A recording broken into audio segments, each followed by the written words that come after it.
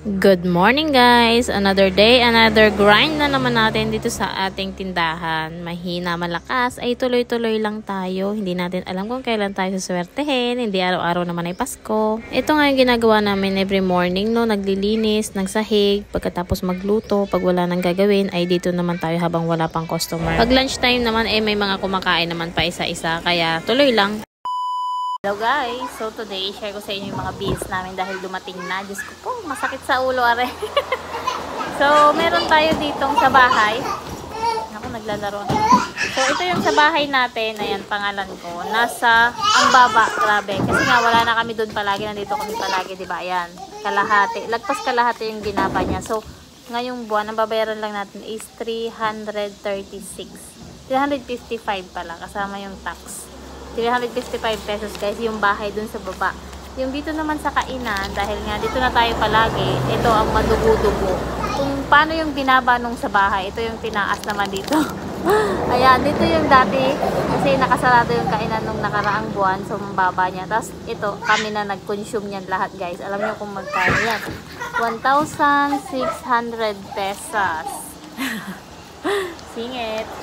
1,673. So, ayan yung babayaran natin this month. Plus, 300. So, 2,000 guys ang kuryente namin. Dalawang bahay.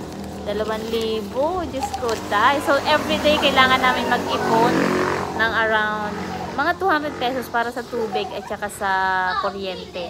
Plus, yung upa pa dito sa kainan guys. Grabe. Tapos, everyday dapat may ipon, may itatabi kami para mabayaran namin to lahat.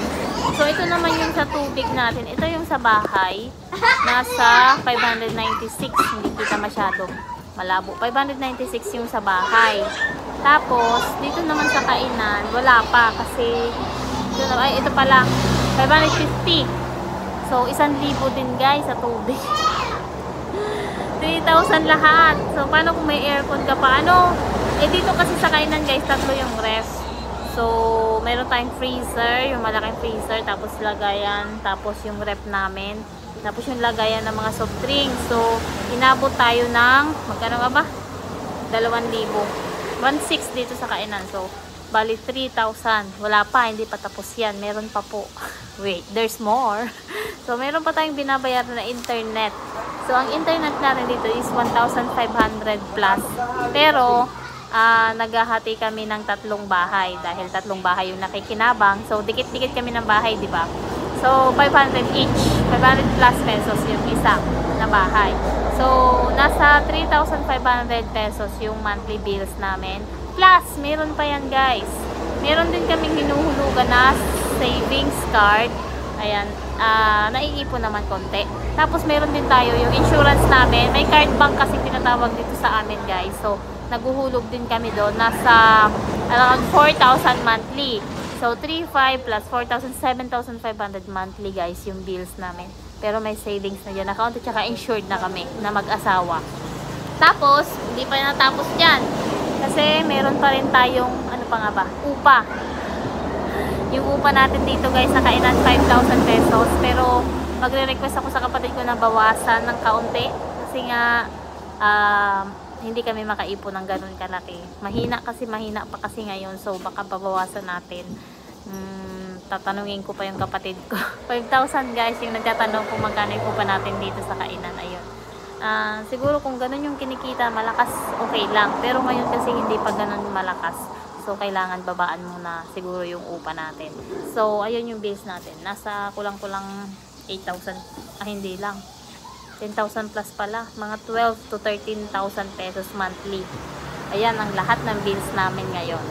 So, ito naman, share ko rin sa inyo yung niluto ni Papa Alden na chili oil. Baka gusto nyo umorder. Sa susunod, ilalagay natin to sa yung garapon na naka-sealed para pag may pwede nating tinitinda namin to actually. And ginagamit din dito sa kainan. Ayan, ito naman yung dito sa kainan nakalagay dyan sa lamesa. Kasi nung nakaraan may kumain dito guys.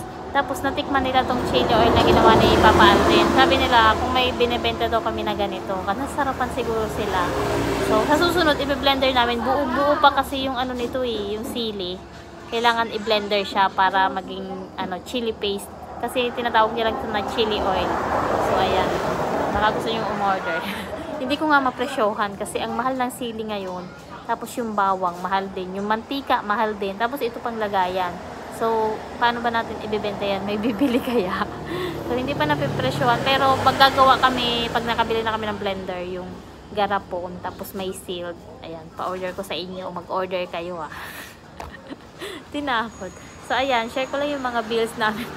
And yung ating tinitinda. Ay, nakakatakot yung bills, ano? Wala kang income everyday nga talaga. Ayan, buti na lang meron tayong mga extra income and dito rin sa kainan. Kahit pa paano libre tayo ng pagkain. So, hindi na natin iniisip. So, ayun. Yun muna. Mamaya ulit. Wala pa namang customer. Hello guys! So, this story is to inspire yung mga OFW katulad ko po. So, may mga nag-comment sa atin doon sa isang vlog natin na 2 taon lang daw ako sa Hong Kong nag-for good na ako. So, ito yung mga tips na maibibigay ko sa ating mga OFW para huwag tayong masyadong magtatagal sa abroad. So, first, bago kayo mag-abroad, mag-set po tayo ng goal. Bakit ba tayo ng ibang bansa? So, before, nung nag-Saudi ako, gusto ko talaga magkaroon ng bahay. So, doon talaga ako nag-focus. Siguro nakikita niyo ako sa mga vlog ko. Wala ako masyadong binibili mga damit, alahas, kung ano-ano.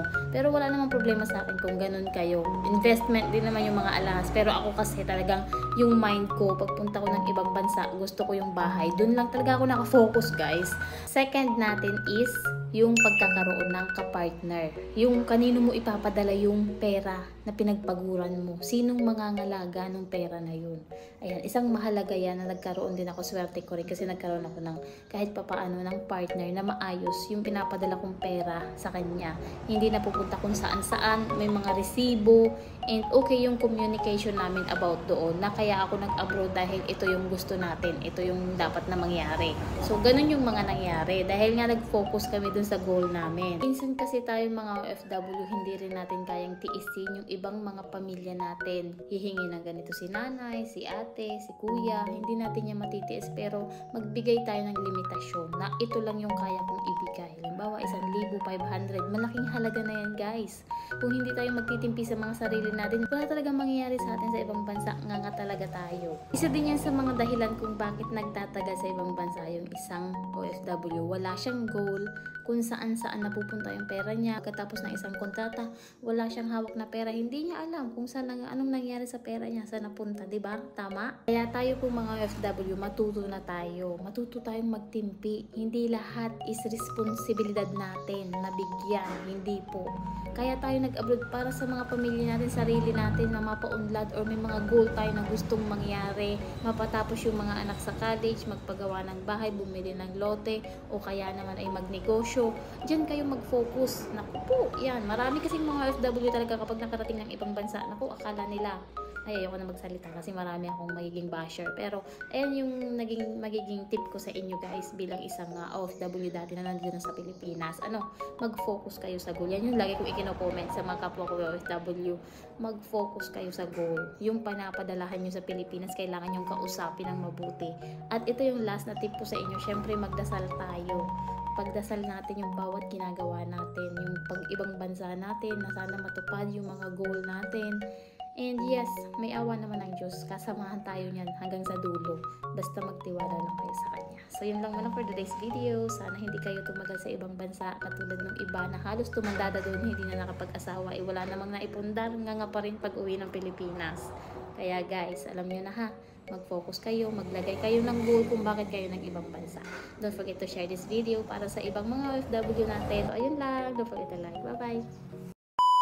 Restock tayo ng sabon na YouGlow Babe, ang nagpapaglow ng ating mga balat. Baka naman kasi faking na order mo, kaya naman hindi effective sa'yo. Yan sa link sa baba, diyan ka mag-order. Para nga mas effective, kailangan sabunin nyo yung mga katawan nyo, tapos ibabad nyo muna, and then banlawan nyo ulit. Tapos, sabunin nyo na naman. Sabon, banlaw, sabon. Ganon. Sa mukha naman, hindi ko masyadong binababa dahil medyo sensitive yung balat natin sa mukha. Tandaan nyo yung paggamit ha. Sabon, banlaw, sabon. Tapos, dapat hindi fake yung sabon na nabili nyo. Kaya, order na sa baba. Dati, Hong Kong dollar ang binibilang mo ngayon. Tagpipiso na lang. Ano bang masama sa tagpipiso? Pakitaan mo nga to pa. Tagpipiso na lang daw yung binibilang ko. Ito na nga lang ang bilangin natin. Ben, pambayad sa utang yan. Record ba? Malalaman tuloy nilang pambayad lang yan. Ang dami pang utang.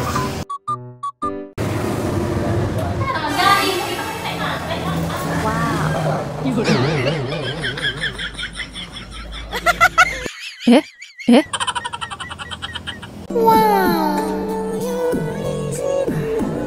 Ikaw ka daw. Kagabi ako. Ikaw naman. Ito na, tanawag ko pala mo. Bukas ikaw naman.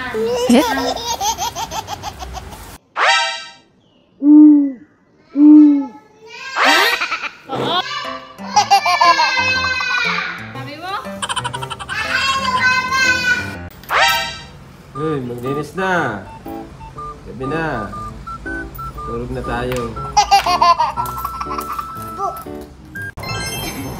Yan sila bro. Favorite nila. Nung unang panahon, ito yung mga inuulam namin. Kaya ngayon ipapatry natin sa mga bato kung magugustuhan nila. Try nyo rin ba yung ganito? Yung gata, guys. So ipapapiliin natin sila kung ano gusto nilang ilagay. Asin or asukal. Natin kung ano magugustuhan ba nila to. Ito yung itsura ng gata. Tapos may kanin tayo dito and may asukal. Pwede ring asin. Gusto nyo ba ng asin? Asin? Asukal. Oo. Nilalagyan din namin yun ng asin. Tuin nyo yung gata. Tapos. Wow! Tapos, lagyan niya ng asukal. Lagyan niya ng asukal. Tingnan natin kung magugustuhan niya yung lasa. Yan. O, tikman nyo. Tikman nyo? Si Ella muna, si Ella.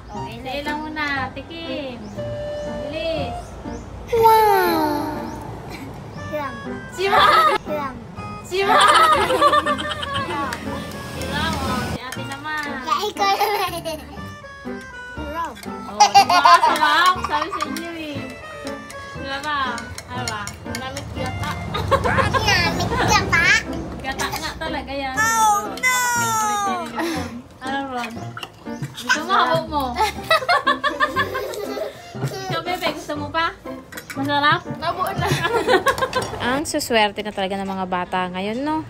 Hindi na nila naranasan tong mga to, pero syempre tayong mga nakaranas niyan is ayaw na nating maranasan pa nila yan. Syempre gusto natin masarap yung makakain nila. Kaya tayo nagsusumikap. Guys, may trivia ako sa inyo. Dito sa amin sa probinsya, hindi na kami bumibili dati ng Scotch Brite. Alam niyo yung ginagamit namin?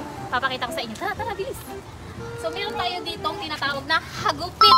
Ayan, sa mga taga-Bicol. Napakagaspang po ng dahon nito. Tapos lalagyan natin siya ng abo. Di ba nagagatong tayo sa kahoy, meron dong mga abo. Ilalagay mo dyan, tapos ikukuskus mo ito dun sa kawali. Huwag naman masyadong madumi yung kawali. Kayang-kaya nitong alisin yung mga dumi sa inyong mga kawali. Hagupit, meron ba kayo nito sa inyong mga probinsya? Meron lang. Wow!